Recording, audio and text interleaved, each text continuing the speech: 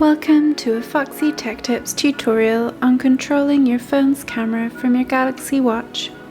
If you find this tutorial helpful, please consider subscribing to my channel and liking the video. Swipe up from the bottom of the watch screen to get to the Apps menu. Scroll down the Apps menu and tap on the Camera app. This will open your phone's camera. You can now use this button to take photos on your phone from your watch.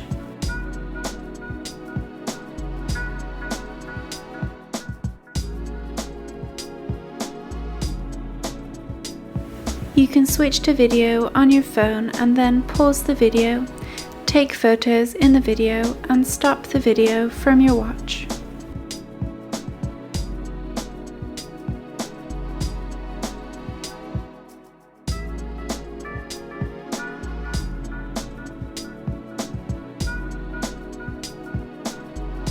And that draws an end to this tutorial.